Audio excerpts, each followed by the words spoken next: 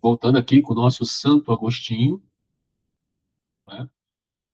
Confissões de Agostinho, agora a parte 2, tá? Deixa eu compartilhar aqui com vocês.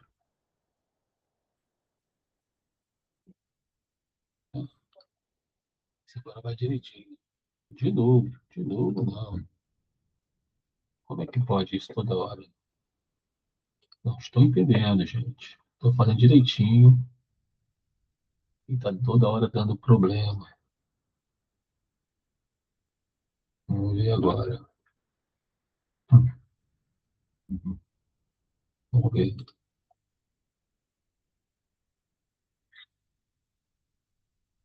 Eita, tecnologia, fogo. Só um instantinho, gente.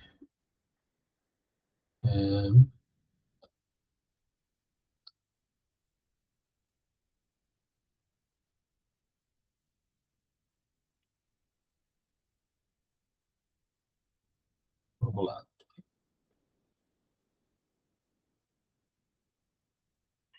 Nós vamos agora para a parte 2, certo? Parte 2.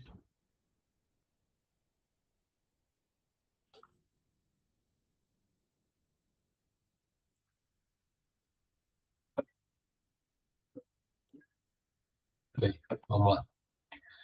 Vamos ver se agora dá certo. Eu vou ter que fazer sempre depois, então. Tá bom. Tá, pessoal? Então, parte 2, como o título é o autor. Vamos falar um pouco sobre a autoria aí, né? E lembrando aqui, né, a obra do Peter Brown, Santo Agostinho, uma biografia, tá?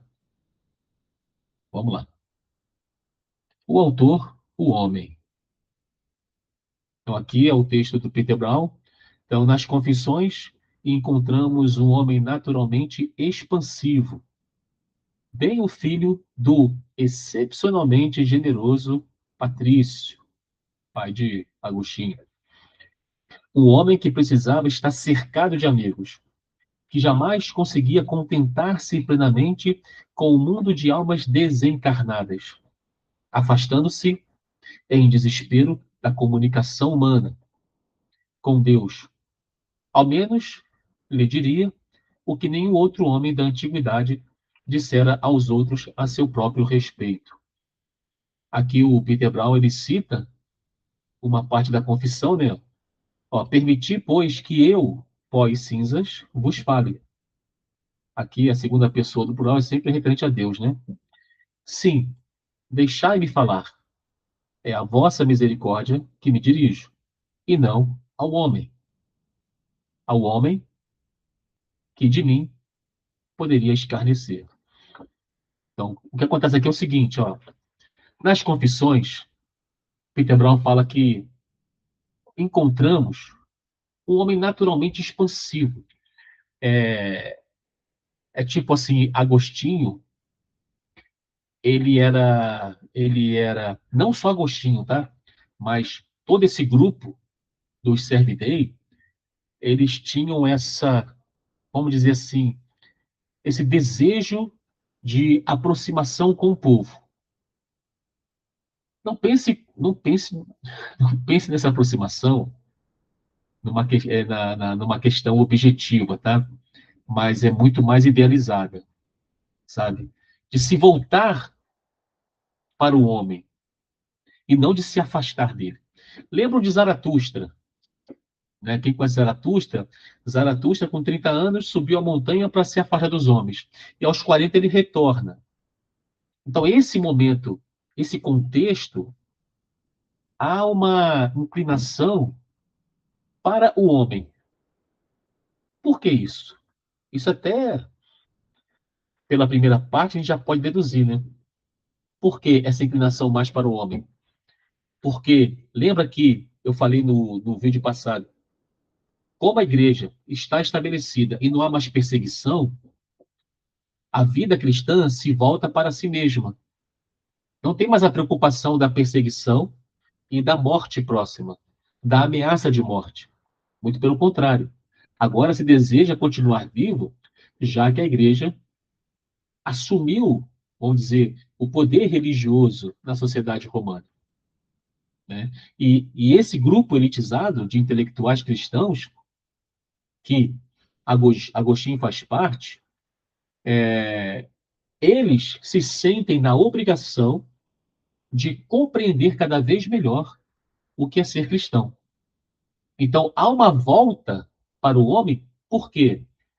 Agora o que importa é a conversão, não só minha, mas de toda a sociedade. Eu preciso levar isso à sociedade.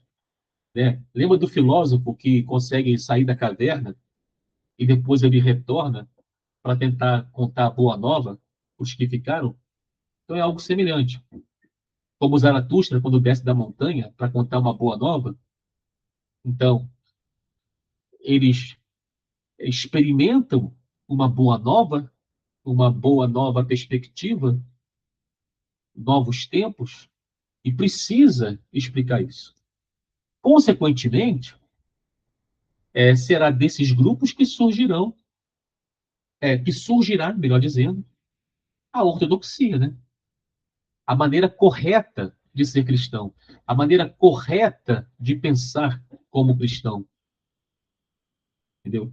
Que vai gerar problemas no futuro, de perseguições. A igreja que é perseguida vai passar a ser perseguidora, né? Depois. Então, essa é a personalidade de Agostinho,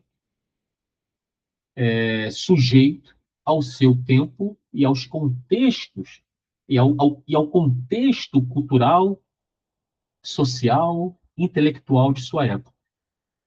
Então, assim como o pai dele, é generoso, expansivo, deseja que realmente essa, essa conversão, essa confissão de fé se torne ampla em toda a sociedade. Muito bem. E aqui o Peter Brown traz essa passagem de Confissões que nos revela bastante coisa, né? Porque ao reconhecimento da miséria humana, né? Ó, o que eu sou? Pó e cinzas. Ao reconhecimento da miséria humana, ó, permitir, Deus permita essa miséria, falar contigo. Sim, deixai-me falar. O que ele busca agora?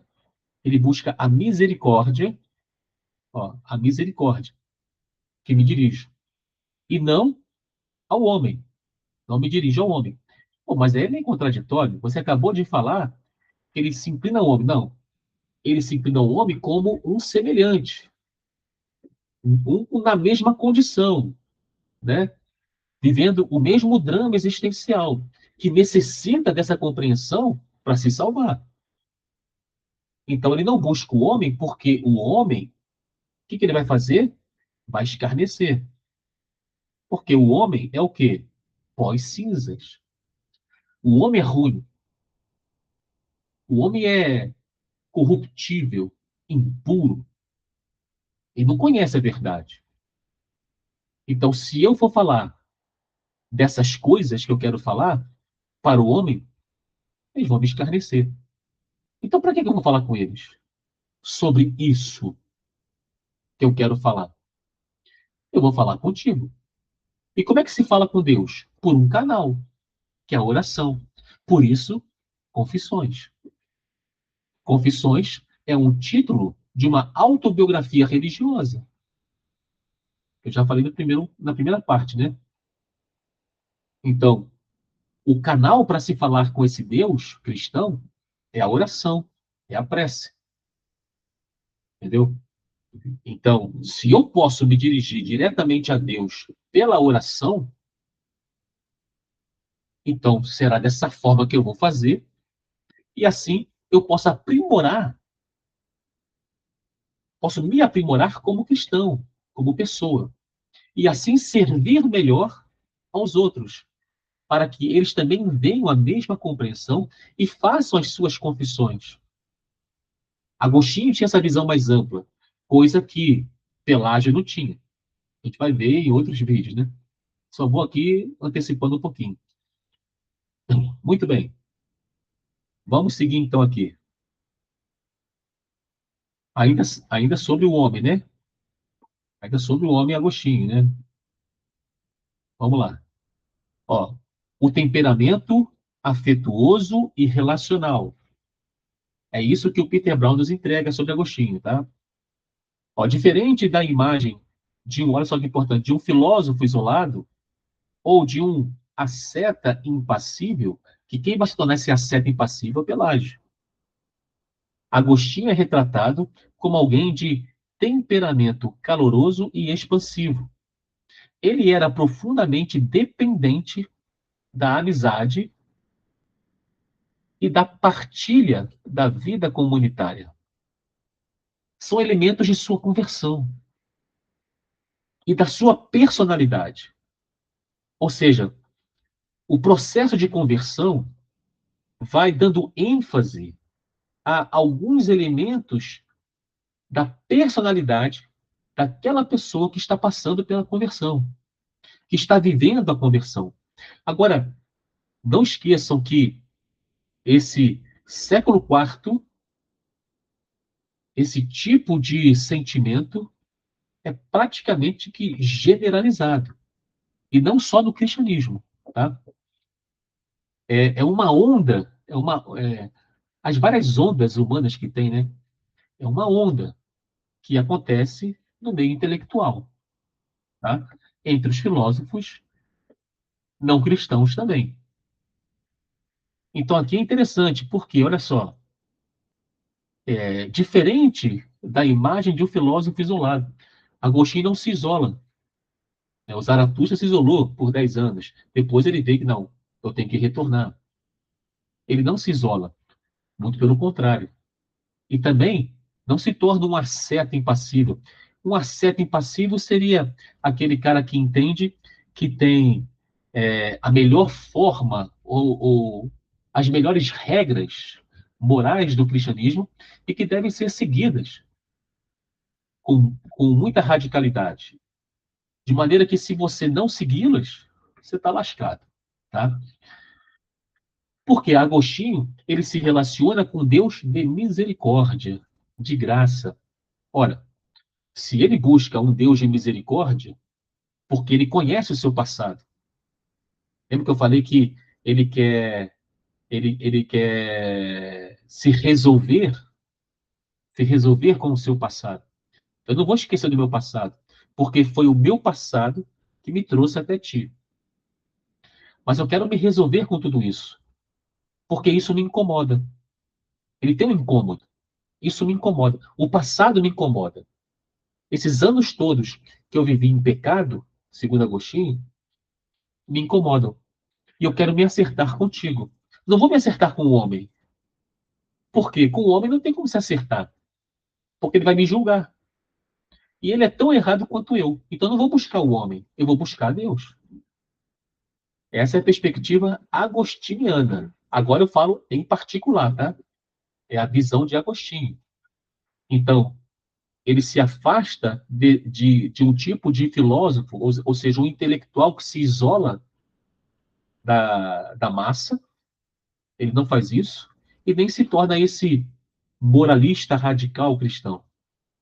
Então, ele vai se envolver com os homens e vai ter misericórdia, porque ele encontrou um Deus de misericórdia, um Deus que perdoa, que entende e perdoa, um Deus que deseja que tenhamos uma relação com ele, uma relação íntima. E essa relação implica o quê? Em confissão. Você precisa se confessar a ele. Somente a ele. Muito bem. A recusa do abstrato. Agostinho não se satisfazia com uma espiritualidade puramente, novamente, ó, intelectualizada. Essa coisa, vamos dizer, essa coisa soberba, né? Ou desumanizada. Pô, Agostinho é um privilegiado. Ele é um cara que tem estudo. Ele escreve, ó, olha só, ele ele é nomeado bispo no norte da África, em Hipona, e logo em seguida escreve Confissões. Isso é um dado muito importante. Vai vir mais à frente. É um dado muito importante. Então, a questão da intelectualidade humana, para Agostinho, ela jamais será equivalente, nem se fala superior. Ela não vai ser equiparada à sabedoria divina. Muito pelo contrário. Então, por que você vai se comportar como um intelectual para as massas? Ou você vai desenvolver uma espiritualidade intelectualizada? Se essa intelectualidade não consegue alcançar quem é Deus. Então, existe essa visão em Agostinho. Agora, aqui é tudo particular, tá? De Agostinho. Então, se existe essa visão em Agostinho. Então, aquilo que eu sei como intelectual não significa nada para Deus. E não foi isso. Olha que coisa interessante, Agostinho. Não foi, não foi por eu ser intelectual que eu cheguei a Deus. Não. Foi quando eu reconheci a minha miséria. Quando eu me reconheci uma miséria, isso me levou a Deus. Por quê? Eu não queria, a miséria humana me incomodava tanto, intimamente, que eu fiquei buscando me livrar dela por vários lugares e nunca consegui me livrar.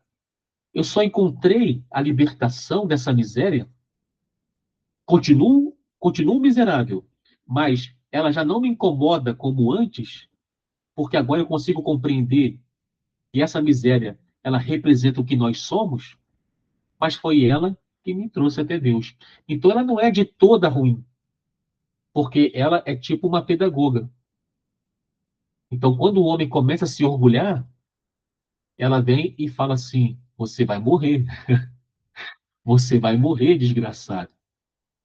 Olha só, você está doente, está todo ferrado. Onde é que está a tua glória? Onde é que está o teu orgulho? Aí Agostinho faz essa reflexão e fala: opa, eu sou um lixo, eu sou um lixo. É o reconhecimento da sua miséria, em Agostinho, que o faz ir em direção a Deus. E não o seu conhecimento filosófico, teológico, que seja. Entendeu? Então, Agostinho é coerente quando ele se comporta da mesma forma com o próximo. Ora, se Deus foi misericordioso comigo, eu tenho a obrigação de ser misericordioso com as pessoas, principalmente com meus irmãos de fé. Óbvio, né? Está sendo coerente. E essa coerência já revela um aprimoramento em sua conversão. Né? Então, para ele, a experiência de fé passava necessariamente pelas, olha só que coisa legal, pelas dores, afetos e limitações da condição humana de carne e osso, que eu estou falando. Então, a experiência de fé, ela tem essa necessidade das mazelas. Por quê? Essa é a experiência particular de Agostinho. E aí que está o movimento desse grupo elitizado. Olha só, eu vou aqui falar o que aconteceu comigo, a minha experiência, porque é por meio dela que eu vivo. O que se fazia antes? Isso ficava contigo, ou até mesmo era ignorado. O que acontece nesse momento, no século IV, é essa abertura para uma confissão pública. E por que pública? Porque você registra num livro. E esse livro é distribuído entre os seus pares, para que todos conheçam a sua caminhada, o seu percurso após você experimentar a fé cristã, no caso particular do cristianismo. Isso acontecia também entre os filósofos, bem antes do cristianismo. Então, essa prática com esse gênero literário chega também no cristianismo, na igreja cristã.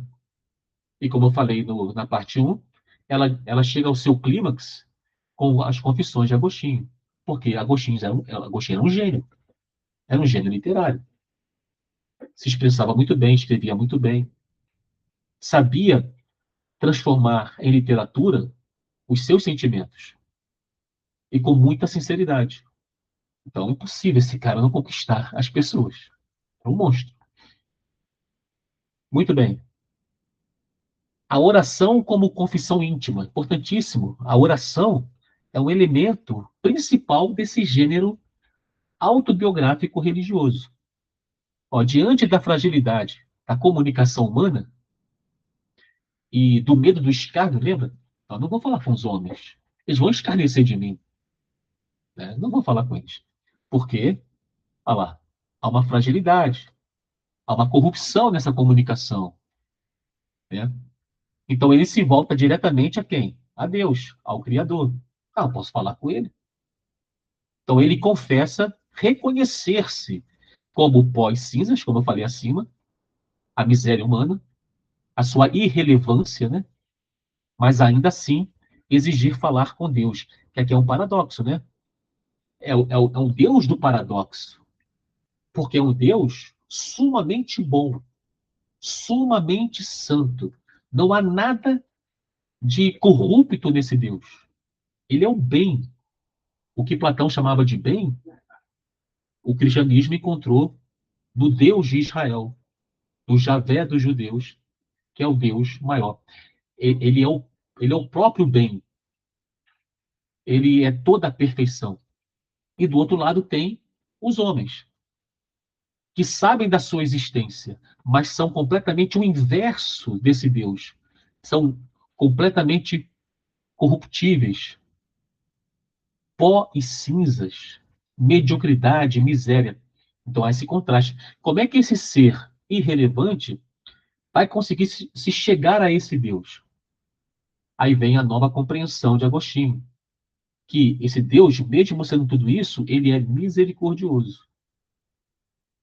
Ele perdoa e deseja que as pessoas venham até ele para que recebam perdão e conheçam a sua misericórdia. Esse é Agostinho. Por isso que ele é chamado de o teólogo da graça, né? O da misericórdia. Também a importância de Agostinho para a época dele, porque o Deus, a, a, a ideia de divindade era uma coisa muito distante. Nós vamos ver aqui que, para os platônicos, os neoplatônicos, Deus é inalcançável. Não tem como alcançar Deus. Não tem como alcançar Deus. Ele é inalcançável. Não é um coleguinha seu que você chega lá e bater um papo contigo. É inalcançável. E Agostinho mostra que existe um caminho até Deus. E é muito simples chegar a ele. Porque é o Deus da misericórdia, do perdão. Então, ele vai confiando exclusivamente na sua misericórdia e não no julgamento dos homens. Ou seja, se você se pautar pelo conhecimento humano, você está lascado. Porque é só engano. Até porque a verdade é só uma, né? A verdade é só uma.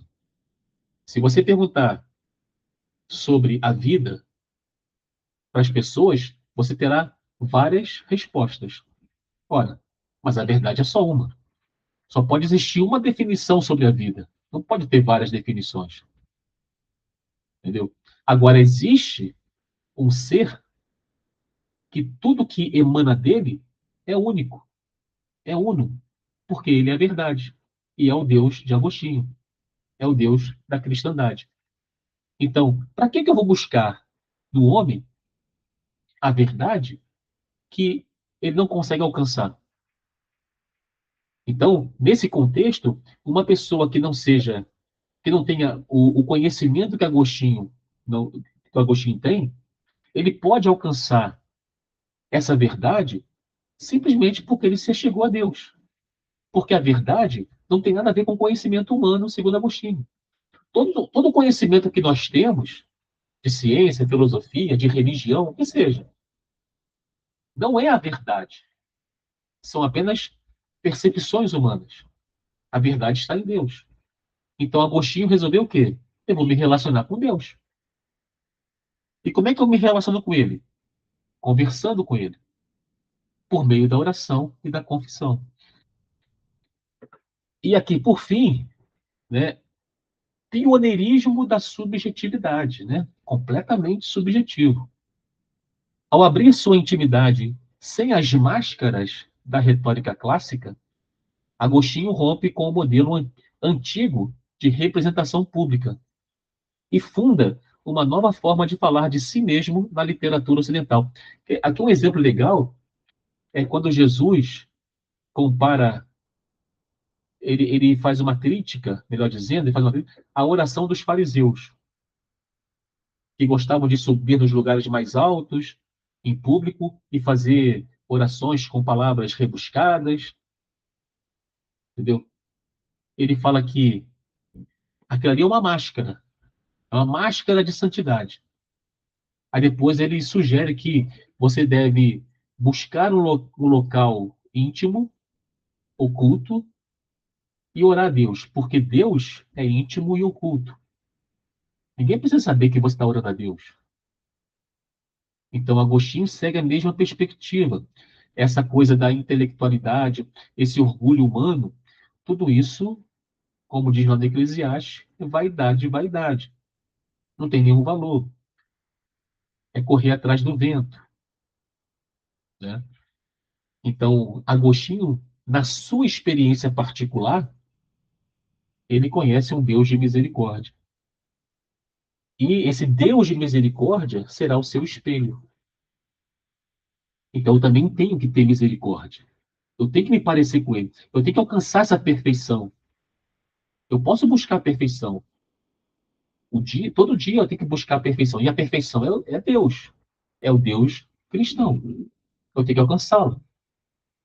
Então, esse é o objetivo de Agostinho com as suas confissões, como de todo aquele grupo que serve dele, né? Os espirituais que está falando. Todo aquele grupo. Só que cada um ao seu modo. Entendeu? Agora, o único que traçou um percurso de misericórdia, de graça, de perdão foi Agostinho. Tá? E a gente vai poder ver isso melhor na disputa entre ele e Pelágio, que é um ponto alto na biografia de Agostinho. Né? E para terminar essa parte aqui, agora tem o bispo. Não é mais o padre, né? Não é mais um simples fiel. Agora, Agostinho também é bispo. E agora? Como é que fica agora? Ó, Confissões é escrita por volta de 397, como eu falei, finalzinho do século IV.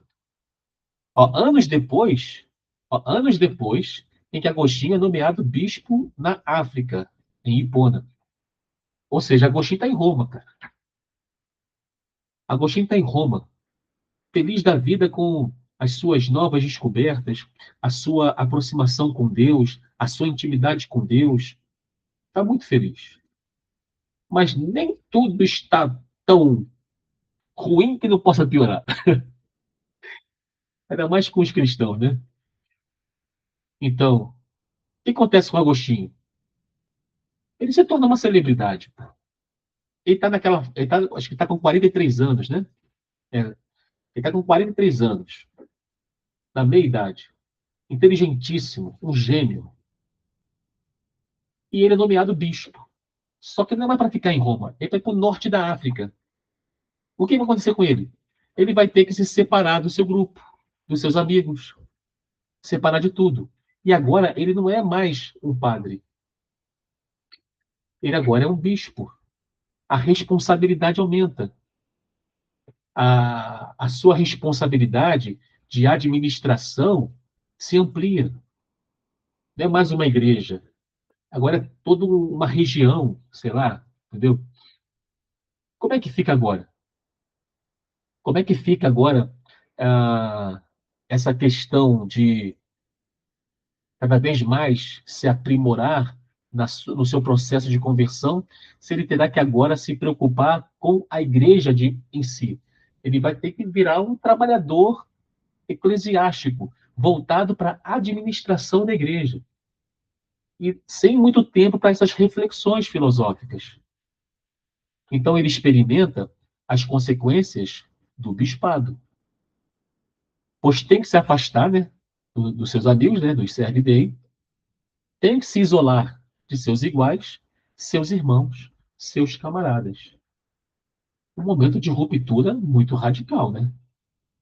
Então, as confissões são realmente, aqui é a palavra do Peter Brown, né? Aqui, aspas, aqui, ó. As confissões são realmente o livro de um homem que passara a considerar seu passado como um treinamento para a sua carreira atual. Isso aqui, eu destaquei aqui, nesse momento que ele é nomeado bispo, porque o processo de conversão de Agostinho também exige um, uma releitura do passado. Então, ele vai revisitar o passado. Ele precisa fazer isso, como já falei. O passado o incomoda deveras. Deveras. Incomoda muito Agostinho o passado. Ele fez muita loucura no passado. E isso o incomoda. É por isso que Agostinho necessita de um Deus que perdoa. Entendeu? Ele não poderia encontrar um Deus que fosse radical, né? Não, não tem perdão. Tipo Deus de Pelágio. Entendeu? Porque Pelágio, antecipar aqui um pouquinho, Pelágio, ele não tem a mesma experiência de Agostinho. Pelágio veio das Ilhas Britânicas, da parte que pertenceu ao Império Romano, entendeu? Muito bem educado, de família abastada. Ele não tem a mesma experiência que Agostinho, dos sofrimentos que Agostinho sofreu, entendeu? São experiências diferentes, dentro de um contexto igual e de perspectivas iguais, mas a experiência de vida, ou melhor, o passado de cada um é reinterpretado de forma diferente. Então, Agostinho sofre mais com o seu passado. Pelágio não. Então, Agostinho precisa justificar o seu passado. Então, por isso aqui, ó, eu destaquei aqui essa fala do Peter Brown. Então, as confissões são realmente o livro de um homem que passara a considerar seu passado como um treinamento. Opa, o que ele fez? Eu fiz muita besteira. Mas só que essas besteiras do passado, os meus pecados, os meus pecados, eles serviram como um aprendizado, um treinamento. Por quê? Olha só. Ele acaba de ser nomeado bispo. O que um sujeito desse vai entender? Que Deus está comigo. Pô. Ah, óbvio. O cara virou bispo. Numa época que não tinha papa. O bispo era um cargo maior. Não tinha arcebispo. O bispo é o chefe. Pô. Ele foi lá para o norte da África para ser chefe. Mandar em tudo. Pois ele vira bispo, ou seja, a sua nomeação a bispo, agora aqui eu estou conjecturando, né? Não é que eu vou saber que ele realmente pensou, mas conjecturando aqui, ele é nomeado a bispo, aquilo ali é uma confirmação de toda a sua vida passada. Então, 43 anos, ele se torna bispo. Então ele fala: opa, então Deus me perdoou. Então ele passa a entender que tudo que ele viveu no passado era um aprendizado, era um treinamento que Deus determinou que acontecesse com ele para lapidá-lo para o que viria no futuro, que seria o seu bispado. Essa vai ser a nova compreensão de Agostinho. E daí surgem as confissões. Desse contexto todo surgem as confissões. Aqui tem uma coisa interessante que o Peter Brown fala, também vou antecipar. Eu gostei muito que ele falou, ele fala assim, que Agostinho poderia muito bem ter um outro comportamento. Essa essa seria a grande virtude de Agostinho, né? Na nossa visão. É que ele poderia ter outro comportamento. Ele poderia tirar proveito máximo do novo cargo. Porque Agostinho morre com 74 ou 75, 74, né? Ou seja, ele viveu muito tempo ainda. Depois dos 43 anos, ele viveu aí mais de 30 anos, foram 3 décadas de bispado. Ele poderia muito bem se aproveitar do cargo Vou fazer a porção de besteira, porque os bispos estão acima do bem e do mal. Mas não, ele se manteve coerente com a sua fé, até a sua morte, entendeu? Então essa é a grande virtude de Agostinho, porque se, se as confissões surgem logo depois da sua nomeação, ele poderia não ter escrito as confissões, justamente porque ele virou bispo. Ele poderia ter uma compreensão completamente diferente desse Deus de misericórdia. Não, ele poderia entender que eu sou escolhido e pronto, independente do que eu fiz. Mas mesmo assim, ele legou à humanidade uma das maiores obras da literatura, que é As Confissões. Achei bem legal isso aí que o Peter Brown falou. Ele escreveu lá no livro dele. Muito bem. Agostinho oferece a si mesmo uma releitura de seu passado, entendendo que ele faz parte do seu processo de conversão pessoal, que eu estou falando.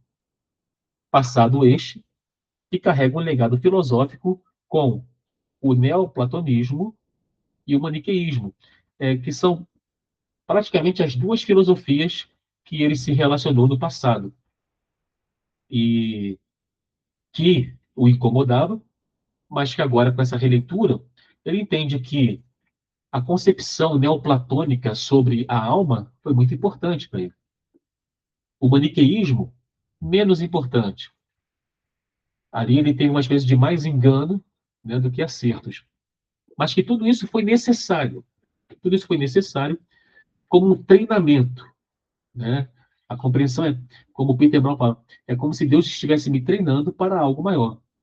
E daí, não é difícil compreender por que Agostinho chega à ideia de predestinação. Ele desenvolve essa ideia. E essa ideia vai ser recuperada lá, bem mais lá na frente, na Reforma, com os calvinistas, né? Calvino vai recuperar. Não é que a predestinação ela vai desaparecer em Agostinho, mas ela não deixa, ela, ela, ela passa a ser algo não muito visitado, vamos dizer assim, né? Ou pelo menos, a perspectiva muda, porque a predestinação para a Igreja Católica está muito mais voltada para a Igreja instituição. A Igreja é predestinada. E quem estiver ali dentro vai junto porque ela está predestinada. No calvinismo, essa perspectiva muda na, para a pessoa. A predestinação está na pessoa, no indivíduo, a escolha do indivíduo. E é bem possível que tenha sido essa a ideia de Agostinho, porque a compreensão dele é que Deus o escolheu para uma missão. Você vai ser bispo no norte da África, entendeu? Mas antes de você ser bispo no norte da África, você vai ter que passar por isso, para você compreender quem eu sou. Eu sou o Deus da misericórdia. Eu sou o Deus que perdoa. Se Agostinho estiver com a razão, o Deus que existe é esse. É o que perdoa, o da misericórdia, e que escolhe algumas pessoas para executar tarefas grandiosas, né? Se você gosta desse Deus, você é um agostiniano, como Lutero foi. Então, as confissões, aqui de novo Peter Brown, as confissões são um voltar-se angustiado para o passado, uma volta angustiada. E essa angústia se mostra na tensão entre o então do jovem e o agora do bispo. Tá? Eu encerro aqui essa segunda parte com essa fala aí do Peter Brown. Agostinho, agora com 43 anos de idade, bispo de Hipona, norte da África, que tem que se separar dos seus iguais, seus pares, seus irmãos, onde ali já se principiava uma grande carreira já, né, em Roma, mas agora Deus faz com que ele seja nomeado bispo e que ele vai para bem longe de Roma, né, para o norte da África. Agora tem todo o Mediterrâneo, ele fala isso, né? Todo o Mediterrâneo que o separa de Roma e das discussões, né? Ele vai ter que agora ficar ali, se voltar para a administração daquela região. e é uma região que não tem essa intelectualidade, que ela está toda ali em Roma, não tem essa intelectualidade. Aí que ele vai começar a desenvolver algumas amizades em Alexandria, é o mais próximo ali com Alexandria, para ele conseguir alguns livros. Como a gente, ele gosta muito de ler. Então ele vai conseguir ali alguma coisa ali em Alexandria. Mas ele vai ficar isolado, né? Vai ficar isolado, mas é, essa é a grande experiência do nosso Agostinho, que o levou a ser bispo e escrever as confissões, tá? Não acabou não, tem mais parte aí sobre esse contexto que deve finalizar ali na disputa com Pelágio, tá bom? Então, ficamos por aqui nessa segunda parte, ok?